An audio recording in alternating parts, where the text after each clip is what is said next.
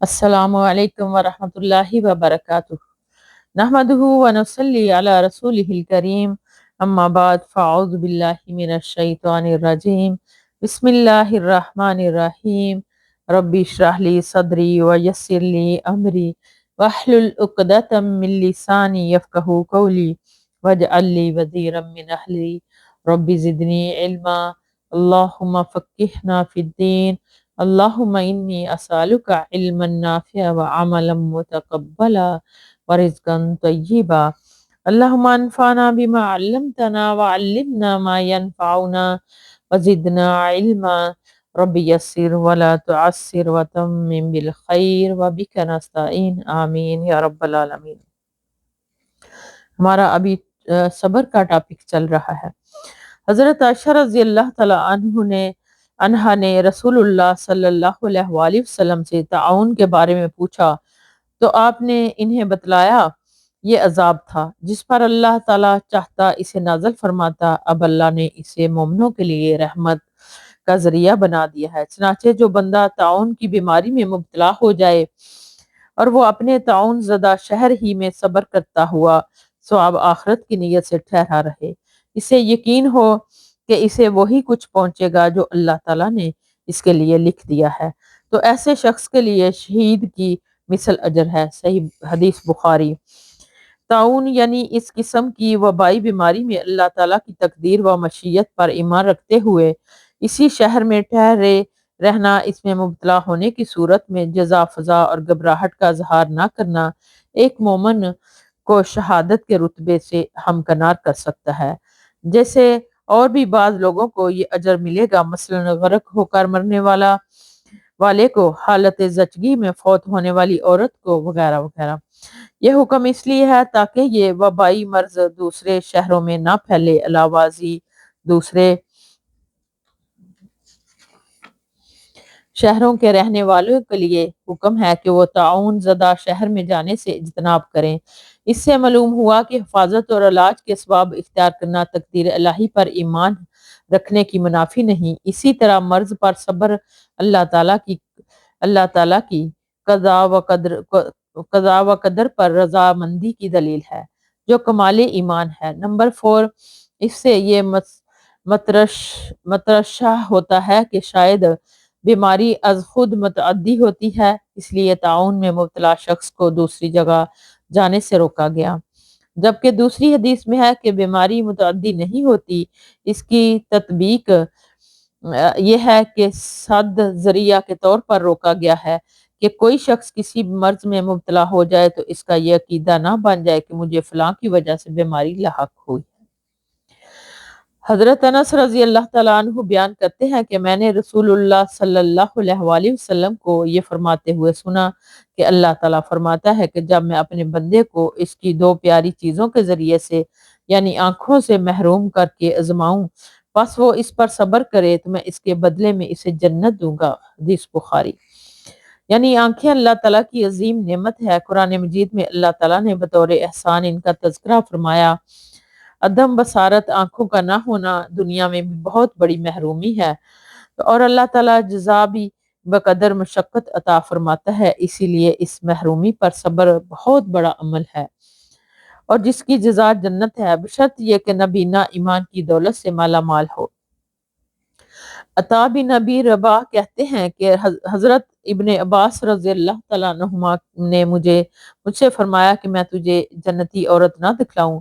میں نے کہا کیوں نہیں، ضرور دکھلائیے۔ انہوں نے فرمایا کہ ایک کالی عورت نبی کریم صلی اللہ علیہ وآلہ وسلم کے پاس آئی اور اس نے کہا کہ مجھے مرگی کا دورہ پڑتا ہے جس سے میں ننگی ہو جاتی ہوں، آپ میرے لیے اللہ سے دعا فرمائیں کہ اس بیماری سے مجھے نجات مل جائے۔ آپ صلی اللہ علیہ وآلہ وسلم نے فرمایا کہ اگر تو چاہے تو اس تکلیف پر صبر کر، اس کے بدلے میں تیرے لیے جنت ہے، اور اگر تو چاہے تو میں اللہ سے دعا کر دیتا ہوں کہ تجھے اللہ اس بیماری سے عافیت دے دے۔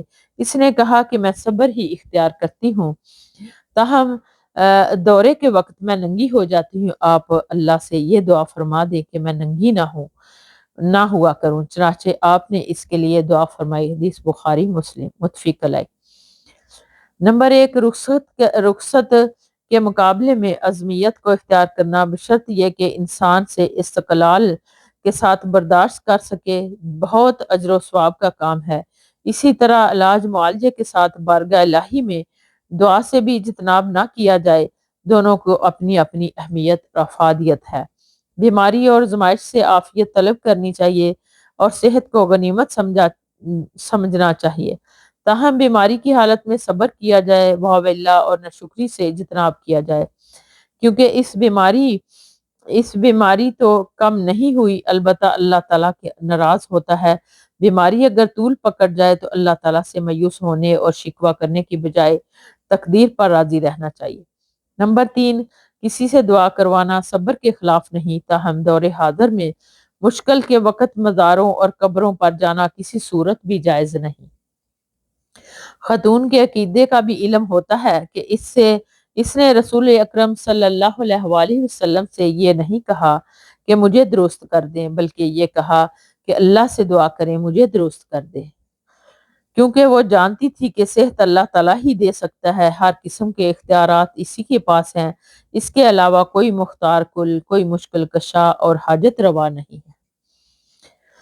بے شک تو ہمیں بھی اللہ سبحانہ تعالیٰ پر پورا ایمان اور مضبوط ایمان اور یقین اور توکل ہونا چاہیے کہ اللہ کے سوا کوئی مشکل کشا نہیں ہے۔ ابو عبد الرحمن عبداللہ بن مسعود رضی اللہ تعالیٰ عنہ سے روایت ہے، وہ کہتے ہیں کہ گویا کہ میں رسول اللہ صلی اللہ علیہ وسلم کو انبیاء علیہ السلام میں سے کسی نبی کا واقعہ بیان کرتے ہوئے دیکھ رہا ہوں، جیسے اس کی قوم نے مار کر لہو لہان کر دیا۔ وہ اپنے چہرے سے خون پونچھتا ہوا کہہ رہا ہے کہ یا اللہ میری قوم کو معاف فرما دے، اس لیے کہ وہ بے علم ہے۔ حدیث بخاری اور مسلم۔ بعض کے نزدیک یہ پیغمبر حضرت نوح علیہ السلام اور بعض کے نزدیک خود حضرت محمد صلی اللہ علیہ وآلہ وسلم ہے۔ نمبر 2، اس میں پیغمبرانہ اخلاق و کرم کا بیان ہے، جس میں داعین دین کے لیے بڑا سبق ہے کہ تبلیغ و دعوت کی راہ میں تکلیفیں برداشت کی جائیں، لوگوں کی بد اخلاقی اور بد سلوکی کے مقابلے میں عفو درگزر سے کام لیا جائے، اللہ تعالیٰ سے ان کے لیے معافی اور ہدایت کی دعا مانگی جائے، نیز جاہلوں سے جاہلوں والا معاملہ نہ کیا جائے۔ یہ اخلاقی خوبی اور کردار کی بلندی ایک داعی دین کے لیے نہایت ضروری ہے۔ اللہم ربنا جعلنا منہم۔ حضرت ابو سعید اور حضرت ابو ہریرہ رضی اللہ تعالیٰ عنہما سے روایت ہے کہ نبی اکرم صلی اللہ علیہ وآلہ وسلم نے فرمایا، مسلمان کو جو بھی تکان، بیماری، فکر، غم اور تکلیف پہنچتی ہے، حتیٰ کہ کانٹا بھی چبھتا ہے، تو اس کی وجہ سے اللہ تعالیٰ اس کے گناہ معاف فرما دیتا ہے۔ حدیث بخاری اور مسلم۔ یعنی نمبر 1، مومن کے ساتھ اللہ کا فضل و کرم جو خاص معاملہ ہے، اس میں اس کا بیان ہے کہ دنیا میں پہنچنے والے علام مصائب کو اللہ تعالیٰ اس کے گناہوں کا کفارہ بنا دیتا ہے، لیکن یہ اسی صورت میں ہے جب مومن صبر کرے۔ اگر وہ صبر کی بجائے جزا، فضا اور تقدیر الہی کا شکوہ کرے تو اس دنیاوی تکلیف کے ساتھ دوسری مصیبت اس کے لیے یہ ہوگی کہ وہ اجر سے محروم رہے گا، بلکہ مزید گناہوں کا بوجھ بھی اسے اٹھانا پڑے گا۔ بسا اوقات یوں بھی ہوتا ہے کہ اللہ تعالیٰ بندہ مومن کو کسی بلند مرتبے تک پہنچانا چاہتا ہے، لیکن اس کے اعمال اس کا ساتھ نہیں دیتے، تو اللہ سبحانہ تعالیٰ علام و مصائب کے ذریعے سے اس کے درجات بلند فرما دیتا ہے، بشرط یہ کہ وہ انہیں اپنی تقدیر الہی سمجھ کر صبر کریں۔ حضرت ابن مسعود رضی اللہ تعالیٰ عنہ بیان کرتے ہیں کہ میں نے نبی اکرم صلی اللہ علیہ وسلم کی خدمت میں حاضر ہوا جبکہ آپ کو بخار تھا۔ میں نے کہا، اے اللہ کے رسول صلی اللہ علیہ وآلہ وسلم، بلا شبہ آپ کو شدید بخار ہوتا ہے۔ آپ صلی اللہ علیہ وآلہ وسلم نے فرمایا، ہاں مجھے اتنا بخار ہوتا ہے جتنا تمہارے 2 آدمی کو۔ میں نے کہا، آپ کے لیے اجر بھی دگنا ہے۔ آپ صلی اللہ علیہ وآلہ وسلم نے فرمایا، ہاں، یہ ایسا ہے کہ جو بھی مسلمان اسے کوئی تکلیف پہنچے یا کانٹا لگے یا اس سے بڑی تکلیف آئے تو اللہ سبحانہ تعالیٰ اس کی وجہ سے اس کی برائیاں دور کر دیتا ہے اور اس کے گناہ اس سے اسی طرح گرتے ہیں جیسے پت جھڑ کے موسم میں درخت کے اس کے پتے گرتے ہیں۔ حدیث بخاری اور مسلم۔ بخار سے معدے اور آنتوں میں ہونے والی تکلیف یا خالی بخار نمبر 1، انبیاء علیہ السلام کو زیادہ تکلیفیں آتی ہیں، پھر ان کے بعد جو شخص زیادہ متقی اور پرہیزگار ہو اسی قدر زیادہ آزمائشوں سے گزرے گا، جن سے ان کے اجر و ثواب میں بھی اضافہ ہوتا ہے۔ گویا الام و مصائب کی زیادتی کمال ایمان کی علامت ہے، نہ کہ اللہ تعالیٰ کی ناراضگی کی دلیل ہے۔ نمبر 2، بخار مومن کے لیے رحمت ہے اور اللہ کی پسندیدہ بندوں کو آتا ہے۔ سیدنا عبد الرحمن بن ازہر رضی اللہ تعالیٰ عنہ سے روایت ہے کہ رسول اللہ صلی اللہ علیہ وآلہ وسلم نے ارشاد فرمایا، مومن بندے کی مثال جب اسے بخار آتا ہے تو ایسے ہے جیسے لوہے کو آگ میں ڈالا جائے تو ردی ختم ہو جاتا ہے اور عمدہ رہ جاتا ہے، یعنی اس کے گناہ ختم ہو جاتے ہیں اور وہ پاک صاف ہو جاتا ہے۔ اللہم ربنا جعلنا منہم، آمین یا رب العالمین۔ حضرت ابو ہریرہ رضی اللہ تعالیٰ عنہ سے روایت ہے کہ رسول اللہ صلی اللہ علیہ وآلہ وسلم نے فرمایا، جس کے ساتھ اللہ تعالیٰ بھلائی کا ارادہ فرماتا ہے اس کو مصیبت سے دوچار کر دیتا ہے۔ صحیح بخاری۔ سعاد پر زبر اور زیر دونوں طرح صحیح ہے، دونوں صورتوں میں مفہوم بھی وہی ہے۔ نمبر 1، دنیا کی تکلیفیں، مصائب اور الام، بیماری و غربت، جان و مال کا نقصان وغیرہ، ان میں مومن کے لیے بھلائی کا پہلو اس طرح ہے کہ دنیا میں وہ ان کی وجہ سے اللہ تعالیٰ کی طرف رجوع کرتا ہے اور ان سے دعا التجا کرتا ہے، اور ان کی وجہ سے اس کے گناہ بھی معاف ہوتے ہیں، اسی لیے آخرت کا نقطہ نظر بھی اس میں ایک مومن کے لیے خیر ہے۔ نمبر 2، دنیاوی آزمائشوں یا بیماری میں مبتلا ہونا بندہ مومن کے لیے خیر اور بھلائی ہے، تاہم اس کا سوال نہیں کرنا چاہیے بلکہ اس کے تدارک کی کوشش کرنی چاہیے۔ حضرت انس رضی اللہ تعالیٰ عنہ سے روایت ہے کہ رسول اللہ صلی اللہ علیہ وآلہ وسلم نے ارشاد فرمایا، تم میں سے کوئی شخص کسی تکلیف کی وجہ سے جو اسے پہنچی ہو موت کی آرزو نہ کرے، اور اگر اس کے بغیر چارہ نہ ہو تو اس طرح دعا کرے، اللہم احیینی ما کانت الحیات خیرا لی وتوفنی اذا کانت الوفات خیرا لی، متفق علیہ۔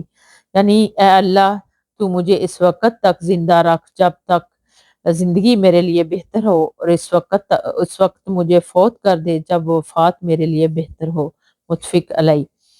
نمبر 1، انسان کو چونکہ مستقبل کا علم نہیں کہ آئندہ زندگی اس کے حق میں بہتر ہے یا نہیں، اس لیے متعلقاً کسی تکلیف اور مصیبت سے گھبرا کر موت کی آرزو کرنا ایک تو بے صبری ہے، دوسرے اندھیرے میں تیر چلانا ہے، کیونکہ ممکن ہے کہ زندگی کا باقی حصہ اس کے دین یا دنیا کے لیے بہتر ہو، اس لیے موت کی آرزو کرنا منع ہے۔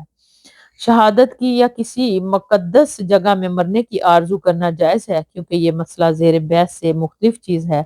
اگر ویسے ہی موت کی آرزو کرنی ہو تو حدیث میں مذکور الفاظ کے ساتھ دعا کی جائے۔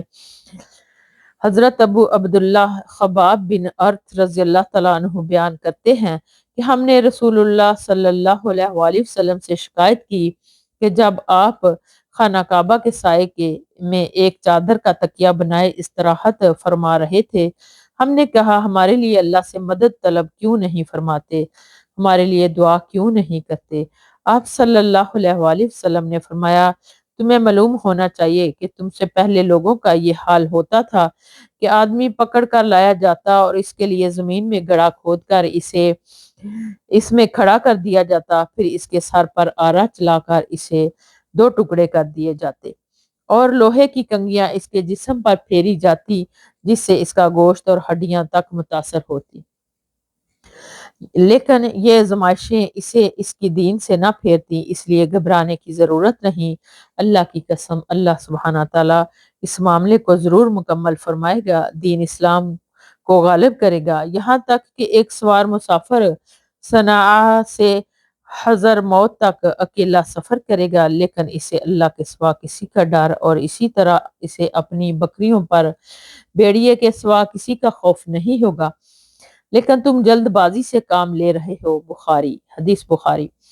ایک اور روایت میں ہے کہ آپ چادر کا تکیہ بنائے آرام فرما رہے تھے اور ہم مشرکین کی طرف سے سختیوں سے دوچار تھے۔ صحیح بخاری۔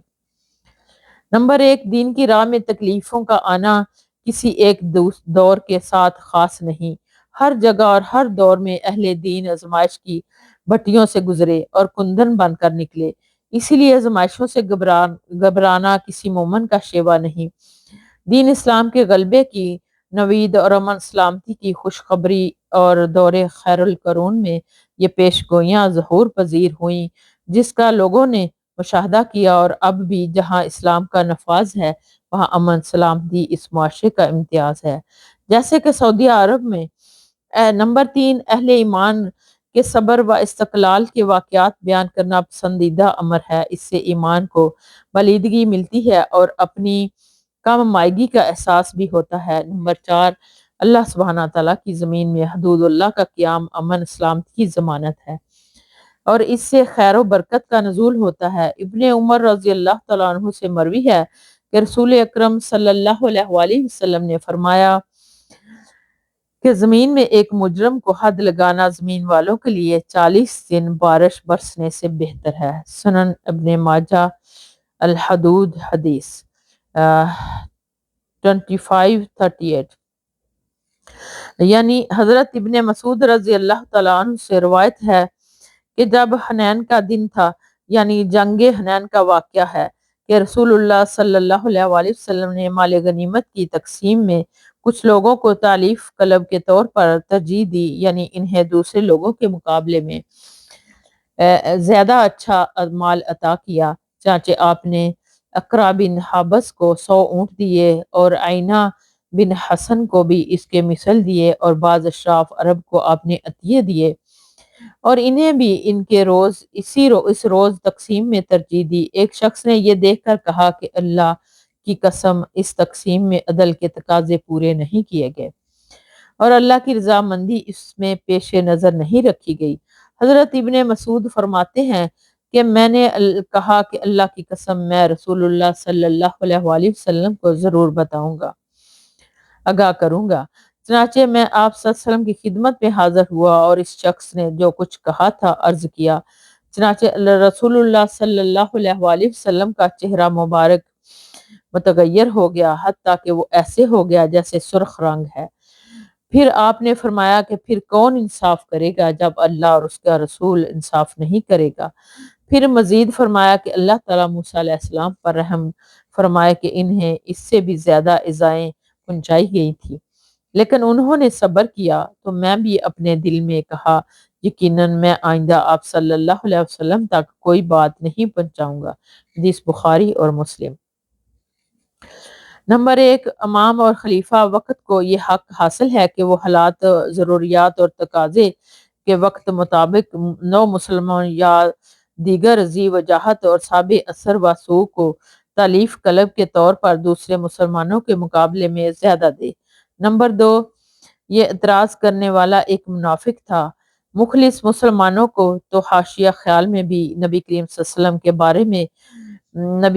کے بارے میں بے انصافی کی بات کبھی نہیں آئی۔ نمبر 3 اس سے یہ بھی معلوم ہوا کہ دیگر انسانوں کی طرح نبی کریم صلی اللہ علیہ وآلہ وسلم بھی ایسی باتوں سے متاثر ہوتے تھے جن سے انسان غضبناک ہوتا ہے یا خوشی محسوس کرتا ہے، کیونکہ آپ بھی ایک انسان ہی تھے اور رائے انسان نہیں تھے۔ نمبر 4 رسول اکرم صلی اللہ علیہ وآلہ وسلم چاہتے تو اسے سزا دے سکتے تھے، لیکن آپ نے اسے درگزر فرمایا، اور یہی شیوہ پیغمبری ہے۔ نمبر 5 حاکم کے پاس رعایا کی اور استاد کے پاس شاگردوں کی کوئی ایسی بات پہنچانا جس سے وہ اذیت محسوس کریں، اس سے گریز کرنا چاہیے۔